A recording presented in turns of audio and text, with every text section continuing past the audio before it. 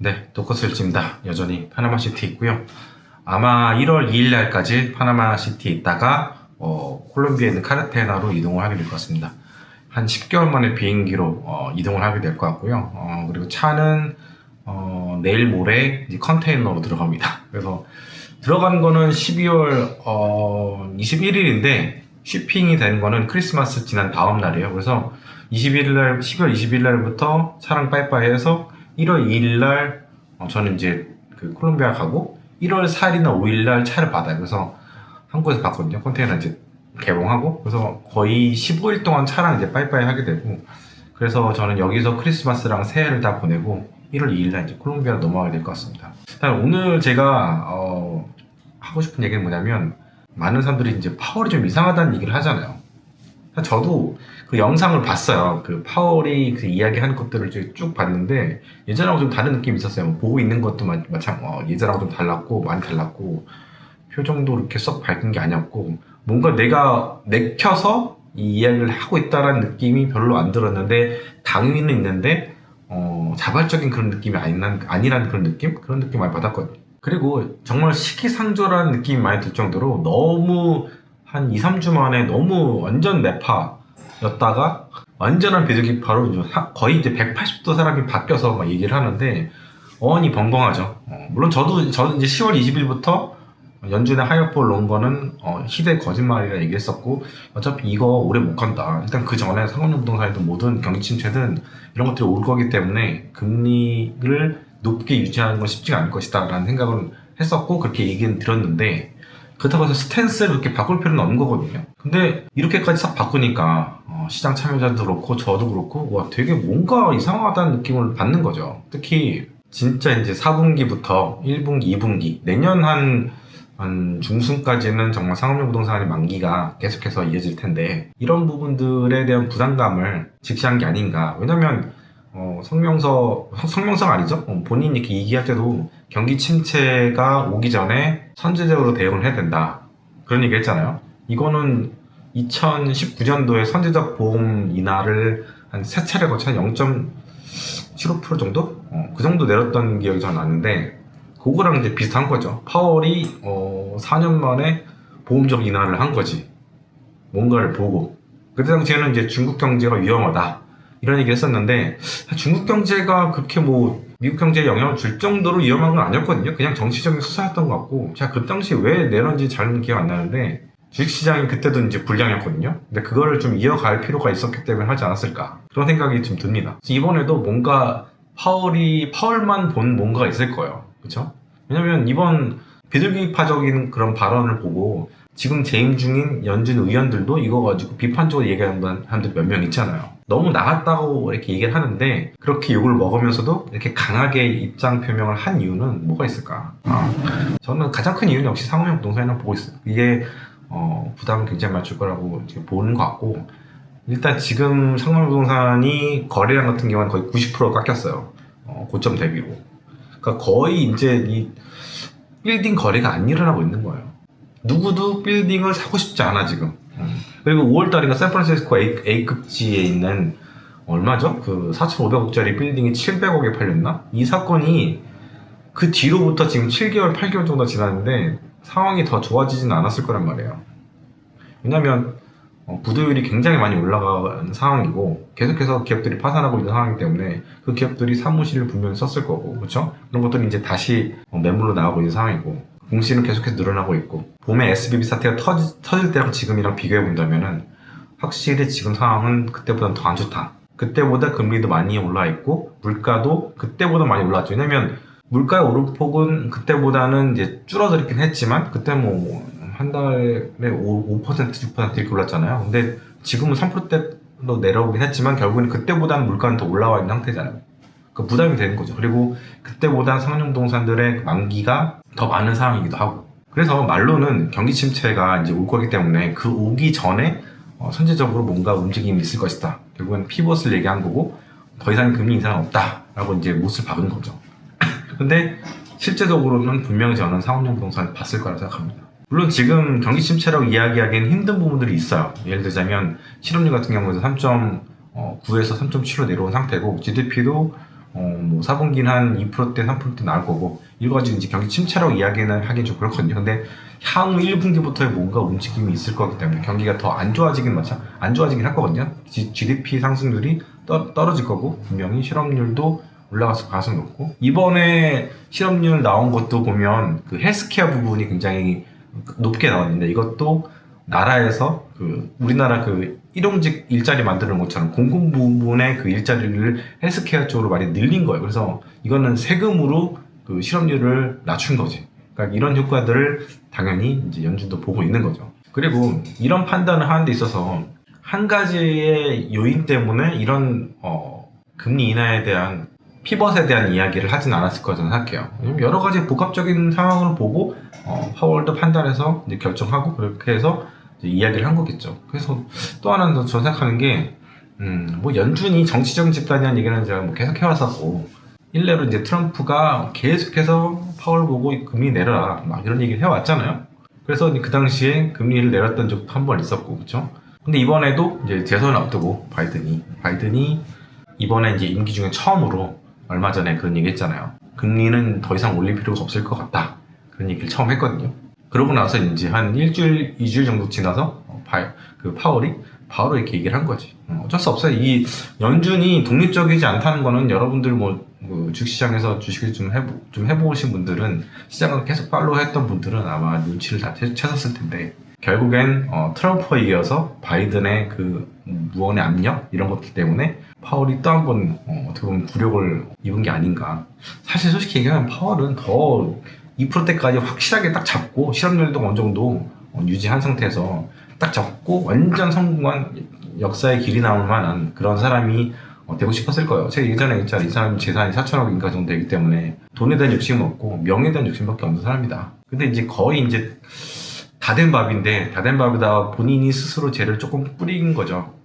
그러니까 좀 안타까운 현실인 거지 그거는. 근데 어쩌겠어요. 뭐 연준 위원장이 이제 대통령 임명한 자리이기도 하고 그리고 이제 이 사람도 트럼프를 되게 싫어할 거예요. 왜냐면 트럼프 엄청나게 괴롭혔기 때문에 바이든이 재선이 안 되면 바로 트럼프잖아요. 트럼프는 한 얘기가 내가 당선되면 파월을 당장 잘라버리겠다. 뭐 이런 얘기를 하고 있으니까 원치도 않겠지. 물론 뭐 그것 때문에 이번에 이제 피벗을 공표하진 않았겠지만 어쨌든 저는 연준이 늘 뭐 2%가 목표다라고 얘기를 하지만 어느 정도 3%만 된다고 하더라도 연준은 어느 정도 할 일은 전 했다고 봐요. 그리고 사실 그런 것도 있어. 지금까지 인플레이션이 한 2년 넘게 우리를 괴롭혔잖아요. 인플레이션이 터진 이유를 한번 생각해보자는 거예요. 왜냐면 팬데믹 이후로 이제 인플레이션이 확 올라갔잖아요. 그렇게 된 이유가 공급망 붕괴가 가장 크다고 제가 늘 이야기 드리잖아요. 사람들이 뭘 사야 돼, 물건을 늘 사잖아요. 쇼핑을 하잖아요. 특히 미국의 나라는 쇼핑 소비의 나라니까 지금 이제 할러데이 시즌 엄청나게 쇼핑하고 쇼핑백 들고 다닐 텐데 공급망이 붕괴가 되니까 가격이 올라갈 수밖에 없죠. 특히 이제 그때는 배도 문제가 쇼핑도 문제가 많았었고 항공도 문제가 많았기 때문에 중국에서 수많은 것들을 수입하는 나라 미국의 최대 무역 상대국은 중국이었단 말이에요. 근데 거기서부터 이제 이게 단절돼 보니까 물건 가격이 치솟을 수밖에 없는 거였고 거기다가 이제 여러분 기억하시겠지만 이제 반도체 문제 때문에 그 자동차 가격도 막 폭발했었잖아요. 아날로그 반도체 때문에 그런 일들이 이제 다 공급망 붕괴 때문에 공급망이 일시적으로 멈춰섰기 때문에 물가가 이제 튀기 시작했는데 거기다가 미국 정부는 돈을 미친 듯이 풀어가지고 사람들 통장에다가 몇 천만 원씩 이제 꽂아준 거 아니에요. 그러니까 이제 돈이 넘치니까 그걸 산 거고 물가가 올라 비싸진 물건을 산 거고 그렇다 보니까 공산품 가격이 확 올라간 상태였고 그리고 서비스업도 마찬가지예요. 식당에 가고 싶은데 식당 못 가잖아요. 주문을 하는데 주문을 해도 주방에 사람들이 없어. 왜냐면 무서워가지고 그 식당으로 출근을 안 한 것도 있고 뭐 이런 것들 또 배달 같은 것도 그렇고 그래서 서비스업 물가도 이제 팍 튀어 있는 그런 상태가 됐었고 또 어느 정도 이제 한 1년 정도가 지나니까 2022년쯤 되니까 이제 어느 정도 이제 마스크를 다 벗고 이제 진행이 시작했잖아요. 그러다 보니까 사람들이 이제 그동안 집밥만 해먹고 있다가 확 나와가지고 막 여기저기 막 식당 가서 밥 먹고 막 그랬는데 그 사이에 수많은 식당들이 다 망해가지고 식당이 별로 없어. 일하는 사람들이 별로 없고 120만 명 되는 사람들이 또 이제 죽었잖아요. 그리고 스페니쉬들도 제가 볼 때는 많이들 본국으로 돌아갔어요. 왜냐면 1년 넘는 시간 동안 직업 없이 어떻게 살아요? 렌트도 내야 되고 이것저것 할 게 많고 돈 나올 것도 많은데 그러면은 미국에서 못 버티고 도망가는 거죠. 예를 들어서 제가 여기 파나마에 있는데 제 돈이 하나도 없다고 쳐봐요. 여기서 어떻게 있겠어요? 한국으로 돌아가야죠. 그렇죠? 그런 거랑 똑같은 겁니다. 가족이 있는 한국으로 돌아가겠죠. 근데 그러다가 국가에서 준 돈들이 이제 끊기기 시작을 했잖아요. 예를 들어서 많은 그 개인들이라든가 기업에 그 지원해주던 돈들이 많이 이제 깎이기 시작했거든요. 끊기기 시작했는데 근데 사람들이 그런 게 있어. 한 번 소비 씀씀이가 커지잖아요. 그러면 이게 쇼핑도 제 개인적인 경우 볼 때는 약간 중독성이 좀 있다고 봐요. 한 번 중독이 생기면 막 사게 된단 말이에요. 특히 마음이 허할 때는 더 사게 되는 거고 또 미국은 쇼핑의 나라고 여러분들이 뉴욕에서 한번 살아보시면 뭐 LA 쪽도 마찬가지고 특히 뉴욕이 좀 그런 게 좀 있는 것 같아요. 쇼핑 퇴근하고 나서 뭐 하나 사들고 가는 그런 그러면서 나를 위한 투자, 나를 위한 플렉스 이거는 진짜 뉴욕이 짱입니다. 일단은 모든 것들이 싸 한국보다. 제가 볼 땐 한국이 전 세계에서 옷이 가장 비싼 나라 중 하나가 아닐까 싶어요. 저는 처음 뉴욕에 갔을 때 와, 옷값이 너무 싸고 너무 다양하고 막 그러다 보니까 쇼핑을 진짜 많이 했어요. 20대 때. 그때도 뭐 옷을 좋아했었고 10대 때부터 옷을 좋아했었고 제가 17살 때 무크맨이라는 별명이 있었어요. 그때 무크라는 분대가 되게 유행했었잖아요. 무크를 너무 좋아했단 말이에요. 패션에 관심이 되게 많았었는데 뉴욕 가니까 남자인 저도 눈이 돌아갈 정도인데 여자들은 정말 미국 뉴욕이 정말 제가 늘 얘기하는 게 여성들의 친정은 바로 뉴욕이다. 아무튼간에 그렇게 해서 인플레이션이 이제 확 뛰었다가 이렇게 그 뒤부터 재작년에 9%인가 찍고 나서부터 이제 쭉 내리막길이었잖아요. 그래서 저는 10월달에 뷰를 바꾼 이유도 이제 인플레이션 거의 다 잡은 것 같다. 연준도 그렇게 생각할 것 같고 지금 겁을 주니까 블로핑으로 그렇게 하이어폴 롱그라는 얘기를 했었지만 이렇게 오래 가지 못할 것이다 라는 얘기를 했었어요.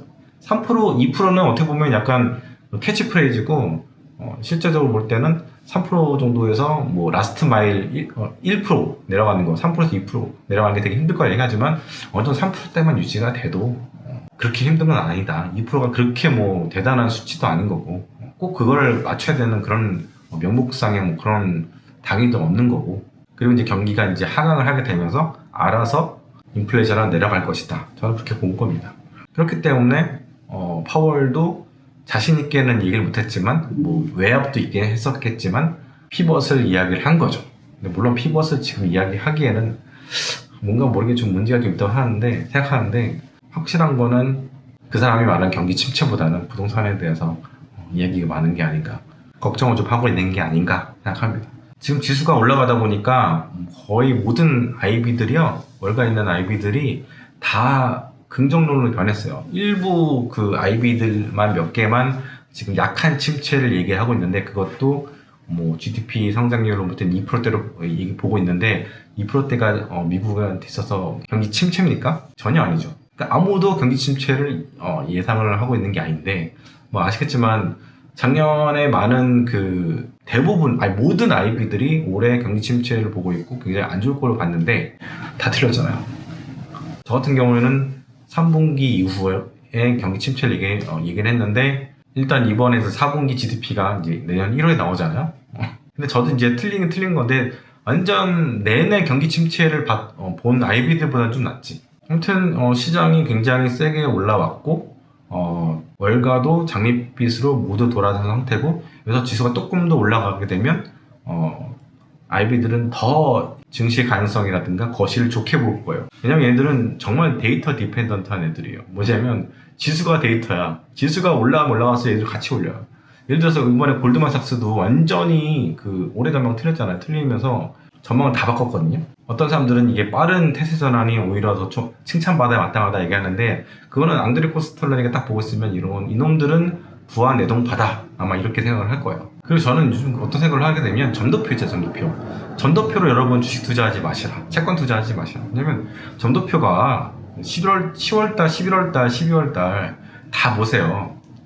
얼마나 막 바뀌는지 바뀌잖아요. 여러분이 2년치 점도표를 한번 보세요. 점도표대로 움직였나? 몇 달만 지나면 싹싹 바뀌어요. 어떤 정치적인 뭐 외압이 있는 건지 뭐 어떤 건지 모르겠지만 데이터 디펜던트에서 바뀐 건지 모르겠지만 그 점도표를 믿고 투자 전략을 세웠던 많은 월가 사람들과 증권가 사람들, 우리나라 증권가 사람들, 그리고 그걸 그대로 이제 읊어와서 방송에서 아는 사람들이 유튜버라든가 애널리스트들이 얘기를 했는데 그걸 믿고 따라서 채권을 구매했던 작년부터 이랬던 사람들이 다 쥐어 터졌죠. 그 점도표는 여러분들이 저는 사실 별로 중요하게 생각하지 않거든요. 점도표를 제가 영상에서 점도표 얘기를 한 적이 거의 없잖아요. 저는 지금 점도표라는 게 되게 정치적인 수사고 블러핑이고 잘 안 맞는다는 거를 연준도 말을 잘 바꾼다는 걸 알고 있어요. 그래서 점도표에 대한 얘기를 잘 안 해요. 근데 유튜브 딱 틀면은 증시 전문가들이 늘 점도표 보면서 막 이게 여기 점이 몇 개가 있고 막 이런 얘기 하잖아요.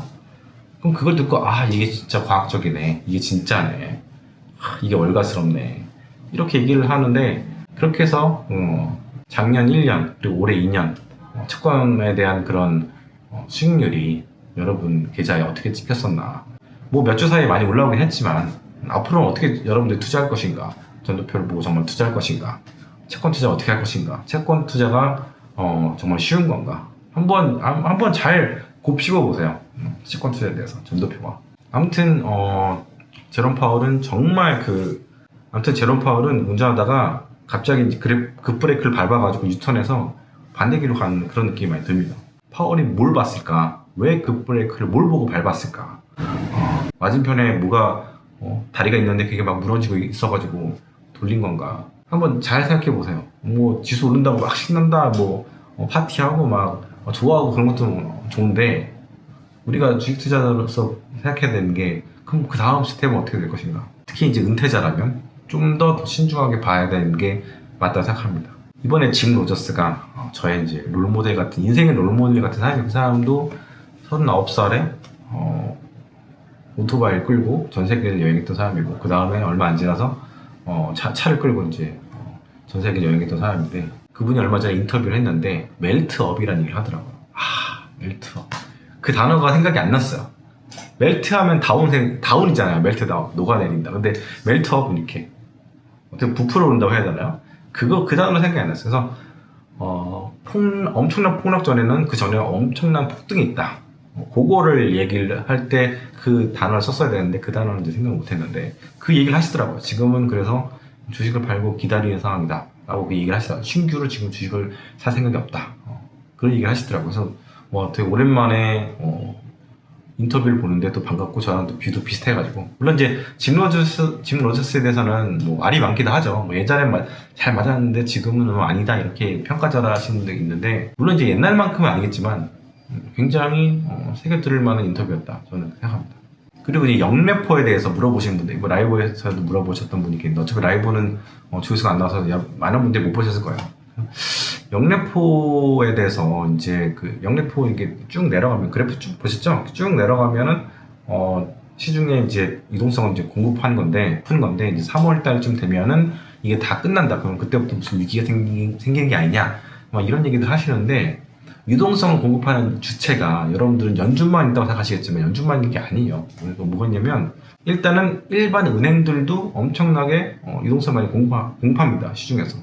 원래는 어떻게 보면 주 유동성 공급처는 은행이죠, 은행. 금리가 내려가기 시작하면은 은행들은 열심히 돈을 풀죠. 대출도 많이 해주고, 그렇죠? 지금 올해 내내 보면은 대출을 안 해주고 있는 그런 상황이었는데, 이렇게 완화적인 입장이 되게 되면은 은행들도, 시중 은행들도 돈을 풀게 됩니다. 그러면 유동성이 공급이 되는 거죠. 그래서 연준이 유동성 공급에 있어서 3월달까지 뭔가 이렇게 줄어들기 시작한다면 은행들이 그 자리를 메꿀 거라고 저는 보고 있고, 그리고 올해는 어떤 게 있었냐면 해외에서 들어온 유동성이 엄청났어요. 예를 들자면 한국 사람들이 주식하잖아요. 주식을 하는데, 미국 주식 하는데 돈을 달러로 환전해서 미국으로 쏠 거 아니에요. 이것도 어떻게 보면 유동성 공급이거든요. 한국 사람들이 미국 주식 한 80조 정도 갖고 있거든요. 그것도 80조 유동성이 공급이 되는 거죠.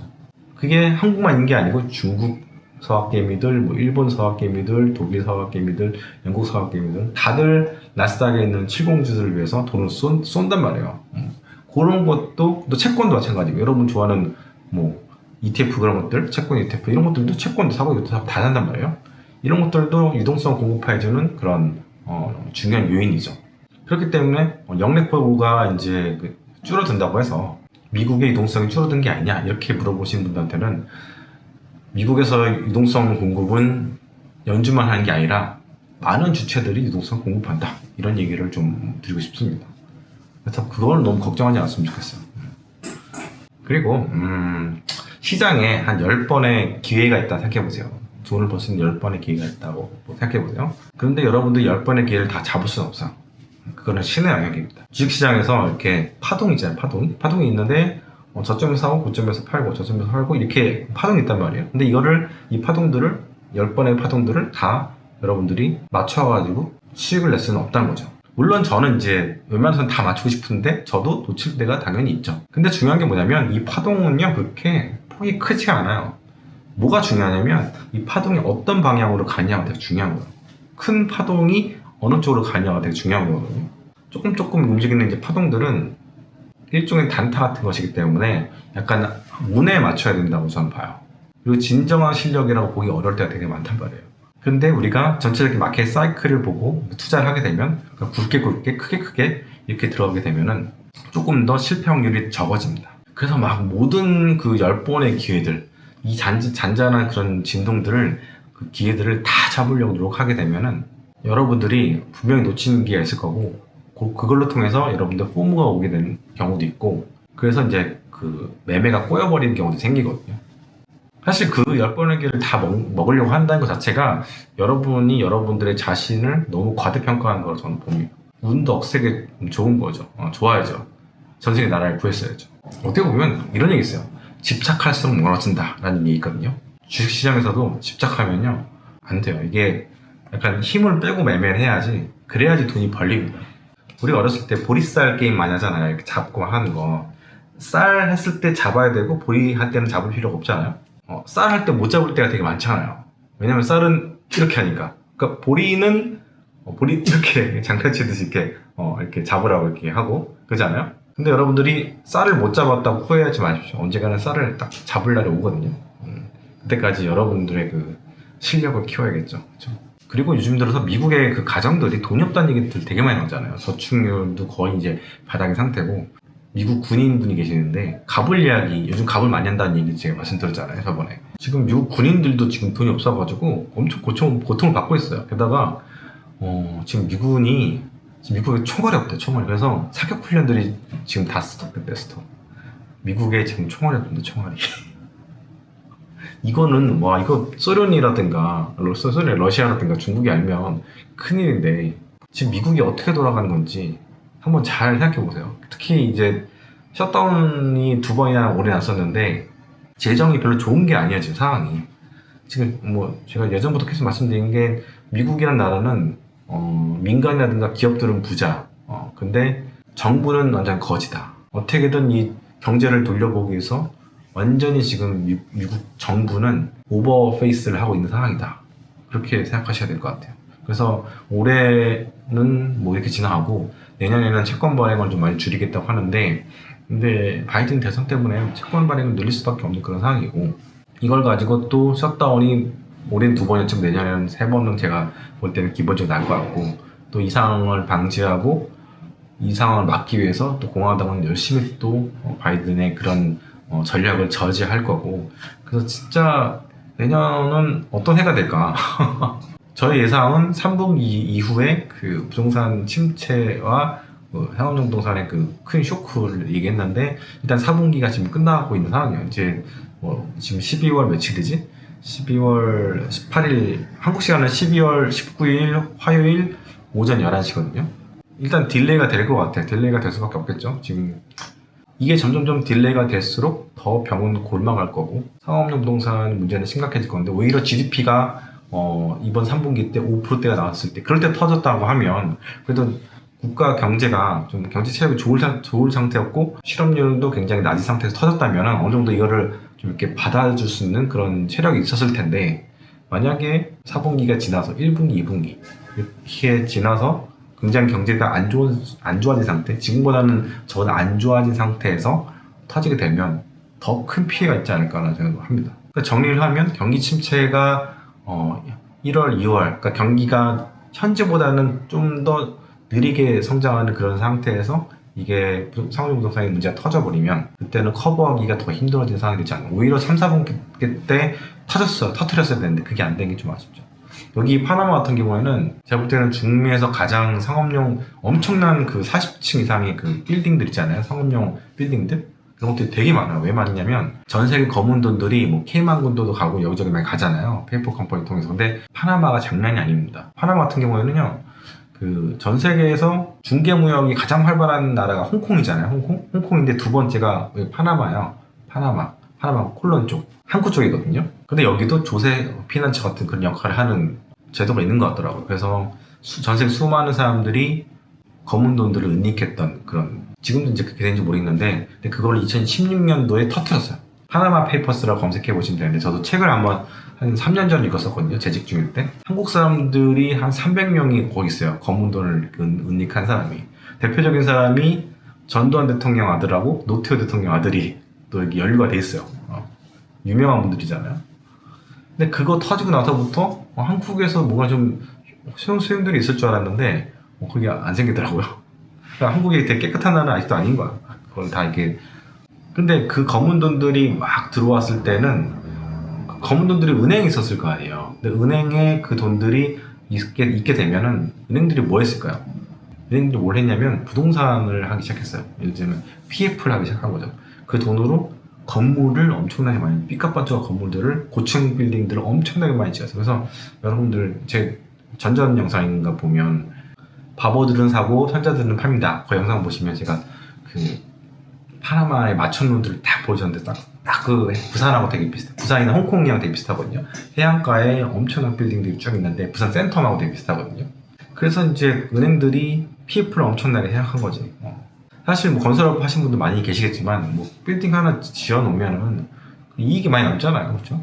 근데 문제는 뭐냐면 그 파나마 페이퍼스 사건이 펑 터졌거든요. 독일의 그 신문사를 통해서. 그러다 보니까 2016년도 이후로 그 검은 돈들이 썰물처럼 싹 빠져나가고 여기에 있는 그 은행들 이 만들어놨던 그 세웠던 그 빌딩들이 공실이 엄청나게 많았어요. 저도 야 이게 소득이 1만 4천 불밖에 안 되는 나라인데 왜 그렇게 엄청난 그 마천루가 있을까 했는데 대부분 허수였던 거죠. 페이크였던 거죠. 그래서 은행들이 많이 망했을 거예요. 그죠? 왜냐면 뱅크런이죠. 돈들이 많이, 큰 돈들이 많이 빠져나왔으니까.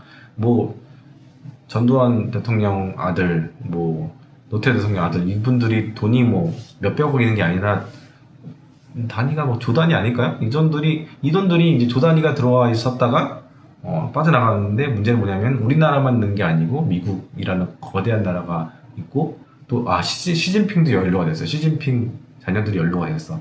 또 그쪽 같은 경우는 우리나라 10배잖아요. 모든 뭐 터트리면 다.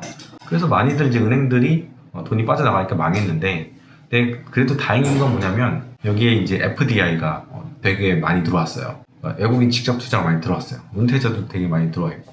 그래서 근근히 경제는 버티는 것 같아요. 그리고 이제 파나마 운하라는 게 있다 보니까 1년에 한 4조밖에 못 벌긴 하는데 계속 들어온 돈들이 있어. 그리고 여기가 구리로 되게 유명한 나라고, 구리가 강산이 큰 게 있거든요. 그리고 원자재도 많이 나고, 또 바나나라든가 이런 과일, 농산물 이런 것도 많이 나고, 그래서 그래도 나라가 이제 버티고 있는 상태고, 인구가 작기 때문에 그런 외적인 충격도 어떻게 좀 이렇게 커버가 되는 것 같아요. 1인당 GDP가 올라가려면 인구가 작아야 되는 그런 측면이 좀 있잖아요. 그래서 룩셈부르크라든가 뭐 이런 나라들, 벨기에 이런 나라들이 1인당 GDP가 다른 유럽 국가들에 비해서 높은 게 그런 효과가 좀 있는 거죠. 그래서 파나마가 상업용 부동산은 더 먼저, 한 8년 전에, 7년 전에 더 먼저 겪은 그런 느낌이다. 그걸 이제 미국이라든가 중국이라든가 이런 나라들이 앞으로 겪을 일이라고 저는 보고 있습니다. 중국은 이미 겪고 있죠. 예. 한 5년 이상 질질 끌지 않을까 생각이 듭니다. 워낙 많이 지어놨기 때문에. 미국도 이거를 그냥 지나칠 수는 없을 거라 좀 보고 있습니다. 아무튼 네, 오늘 여기까지 하고요. 또 생각나는 부분도 있으면 또 영상 통해서 인사드리고 말씀드리도록 하겠습니다. 감사합니다.